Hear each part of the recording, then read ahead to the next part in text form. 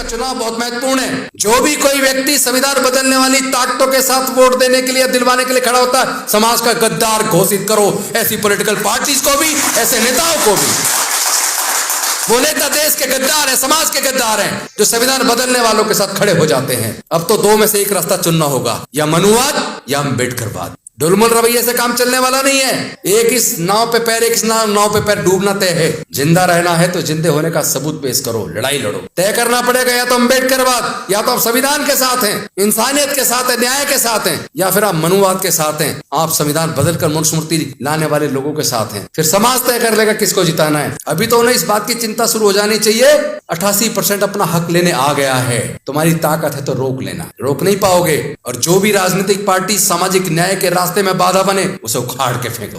Vote हमारा, राज तुम्हारा, कब तक चलेगा? जिसकी जितनी संख्या भारी उसकी इतनी हिस्सेदारी। ये केवल कहने से नहीं, इसको आंदोलन में परिवर्तित कर दो और इसी चुनाव में कर दो। इनके कैरेक्टर में भ्रष्टता है, न्याय नहीं है। आपको न्याय नहीं देना चाहते और आप न्याय मांगते रहना, कभी भी नहीं मिलेगा। न्याय लेना तो लड़ना सीखो, और जीतना है तो मरना सीखो। अगर मरने को तैयार नहीं है तो जीतने की कल्पना करना छोड़ दो। वैसे भी गुलाम तो वैसे भी मरे के बराबर होता है। लंबा जीवन जी का करना क्या है? जिंदगी 4 दिन की हो, स्वाभिमान की होनी चाहिए। अगर आपका इज्जत नहीं है, आपका स्वाभिमान नहीं है, आपकी बहन बेटी की इज्जत लुट रही है और आप तमाशा देख रहे हैं, तो डूब मरो। इस लड़ाई को लड़ना पड़ेगा। अगर आप चाहते हो इस लड़ाई को लड़ना, तो इसके लिए जरूरी है संविधान की रक्षा करना। संविधान को बचाने के लिए लड़ना होगा। संविधान बचेगा तो देश का लोकतंत्र बचेगा। संविधान बचेगा तो ही भारत बचेगा, ये भी बता दूं, वरना भारत के टुकड़े होने तय हैं। जो लोग संविधान बचाने की जिम्मेदारी ले रहे हैं, वो सब भारत को तोड़ने की भी जिम्मेदारी लेने की तैयारी कर। लेकिन हमारे शरीर में जब तक खून है, हमारे अंदर सांसें हैं, हम किसी कीमत पर भारत के संविधान को बदलने नहीं देंगे।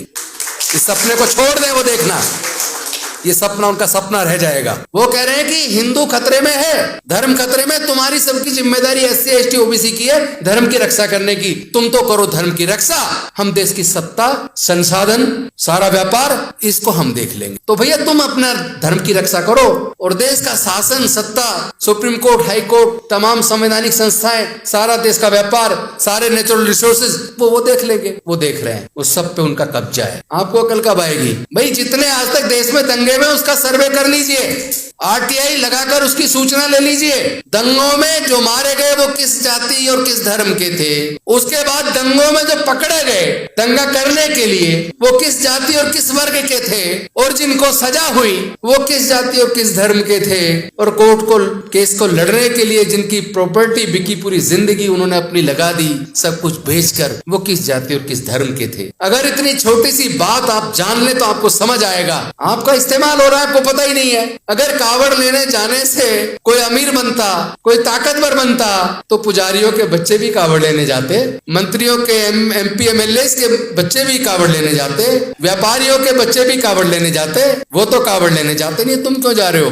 जवाब है किसी के पास? तुम्हें क्या मिला? क्या कोई बताएगा कि 23 साल के अंदर ये कावड़ की यात्रा कहां से कहां पहुंच गई? पहले कहीं टेंट नहीं लगते थे, सारा सरकारी पैसा हमला सारा लगाया जाता है। क्यों?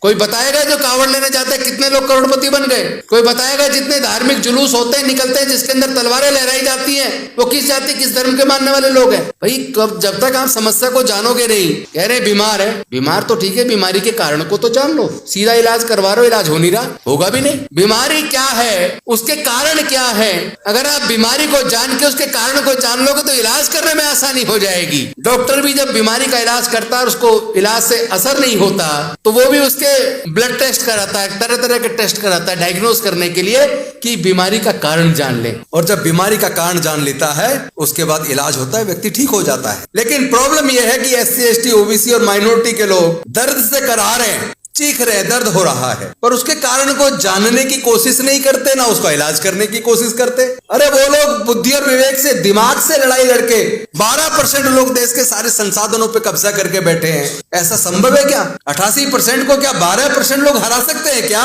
डाइवर्सिटी का सिद्धांत लागू होना चाहिए, लेकिन होगा कब? आप धर्म की रक्षा करो ना, तुम्हें क्या लेना डाइवर्सिटी से?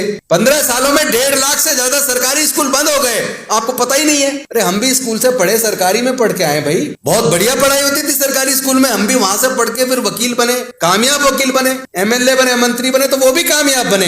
ऐसे नहीं बन के बैठ के आता जाता कुछ नहीं है। पढ़ना पड़ता, अध्ययन करना पड़ता, सच को जानना होता है। आप पढ़ेंगे नहीं, जानेंगे नहीं सच को, आंख मीच के लड़ाई लड़ रहे हैं। अरे कभी तो सोचो, जब हम सरकारी स्कूलों में पढ़ते थे, सारे सरकारी स्कूल होते थे, प्राइवेट होते नहीं थे, पढ़ाई का स्तर एक जैसा था, टीचर करता तो था भेदभाव। जैसे मैं आगे सीट पे बैठ के तो मुझे उठा के पीछे बिठा देता था, अपने बच्चों को आगे बिठा देता था, पक्षपात तो होता था। लेकिन ब्लैक बोर्ड पर जब वो चौक लेकर पढ़ाता तो सबको एक जैसा था ना। जिसके अंदर दम होता था वो डॉक्टर अम्बेडकर बन जाता।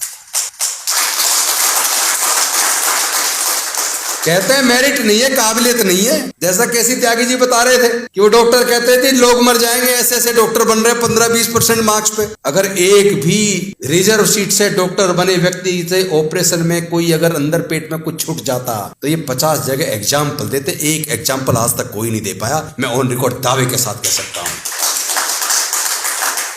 एक भी पुल जितने गिर रहे हैं, अगर उस पुल को बनाने का इंजीनियर इंचार्ज अगर कोई ऐसी होता तो अखबारों में ऊपर मोटे मोटे शब्दों में नाम छपा होता कि कोटे से चुन के आ गए और देखो इनमें काबिलियत नहीं है, देखो ये ब्रिज गिर गया। ये जितने पुल गिर रहे हैं, जितने ऑपरेशन में अंदर कुछ छूट रहा है, ये वही कैपिटेशन की, वही जो अपने आप को सोकोल्ड अपर कास्ट बोलते हैं ना, ये सब उनकी वजह से हो रहा है। वही शामिल है, उन्हीं के ऑपरेशन फेल होते हैं, उन्हीं के बनाए पुल गिरते हैं, क्योंकि भ्रष्ट लोग हैं। मेन स्ट्रीम मीडिया, जिसको गोदी मीडिया कहते हैं, बेसिकली वो बीजेपी के प्रवक्ता है। उन्हें देखना बंद करो, मैं कितने बार कह चुका हूं, उन्हें मत देखो, क्योंकि उनका काम, उनको एजेंडा, उनको पैसा इसीलिए दिया जा रहा है कि तुम्हें तो केवल महिमा मंडन बीजेपी और उनके नेताओं का करना है, उसको किसी भी तरह सत्ता में वो बने रहे। लेकिन वो जितनी मर्जी ताकत लगा ले, 2024 में 200 से नीचे आ जाएंगे, ये हम आपको बता रहे हैं आज।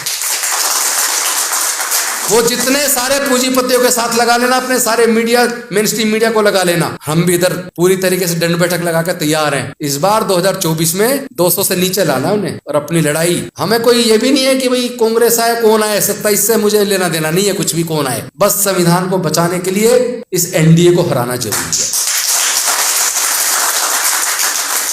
इसके बाद दूसरी लड़ाई भी शुरू होगी, उसकी भी तैयारी कर लेना।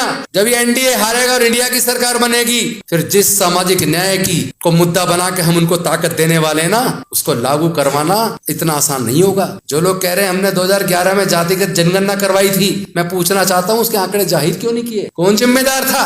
1992 में जब सुप्रीम कोर्ट की जजमेंट आ गई मंडल कमीशन पर Indira Sahni versus university case में, उसको नोटिफिकेशन करने में 1 साल क्यों लगा? ईडब्ल्यूएस में तो 1 दिन में कर दिया, तुमने क्यों 1 साल लगाया? जातिगत जनगणना के आंकड़े जारी क्यों नहीं किए तुमने? तुम्हें भी बताना पड़ेगा। लेकिन फिर भी हम उन सब बात को भूलने को तैयार हैं, क्योंकि सामाजिक न्याय की लड़ाई और देश के संविधान और लोकतंत्र को बचाने की लड़ाई ज्यादा बड़ी है।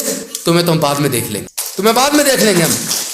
अगर तुमने सामाजिक न्याय नहीं दिया तो ध्यान रहे, मरते मरते तुम्हें जीवन दान दे रहे हैं हम। खत्म तो तुम हो ही लिए थे, आ गए ना सामाजिक न्याय पे, तभी तो बचाने हम चले।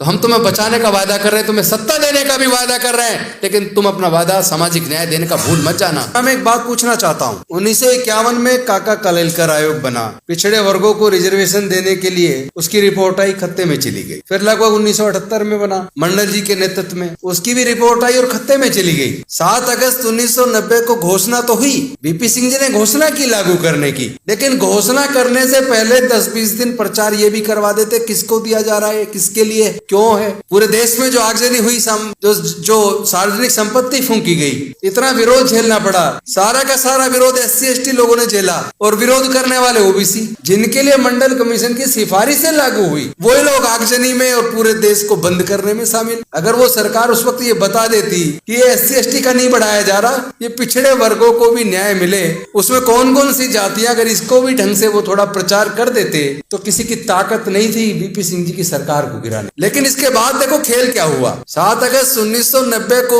मंडल कमीशन की सिफारिशें लागू करने की घोषणा हुई, लोग कोर्ट चले गए और कोर्ट ने उसको स्टे कर दिया। 1992 में जजमेंट आया, लेकिन नोटिफिकेशन करके उसको लागू करने में भी 1 साल लग गई। 1993 में लागू हुआ। जिन पिछड़े वर्गों को न्याय दिलाने के लिए 43 साल आंदोलन करना पड़ा, आज मैं उनको भी एक बात बता देना चाहता हूँ, उनको 43 साल क्यों लगे? आपने कभी सुना कि अभी EWS की रिजर्वेशन की कहीं यही मांग सुनी आपने? कहीं आपने सुनी हो गरीब ब्राह्मणों ने, गरीब बनियों ने, गरीब ठाकुरों ने, गरीब कायस्थ ने ये डिमांड की हो कि ईडब्ल्यूएस लागू करो, हमें रिजर्वेशन दो?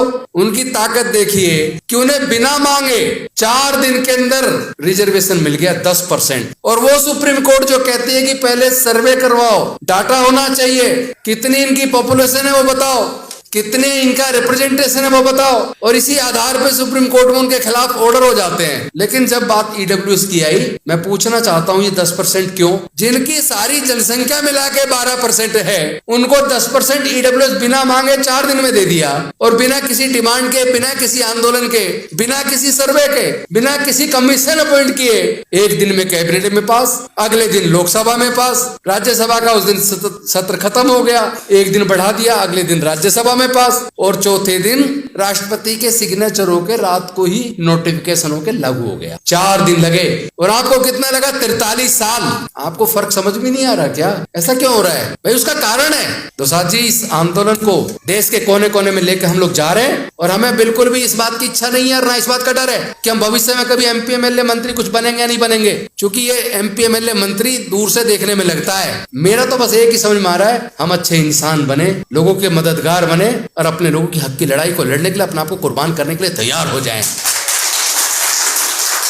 एक सच्चा अम्बेडकरवादी कई एमएलए एमपी मंत्रियों से भारी होता है, तो हमारी तो कोशिश ये चलेगी हम सच्चे अम्बेडकरवादी बन जाएं, बस सब कुछ पा लिया और कुछ नहीं चाहिए। जीना जलील होकर दोजख से कम नहीं, और इज्जत से अगर जान जाए तो वो भी गम नहीं।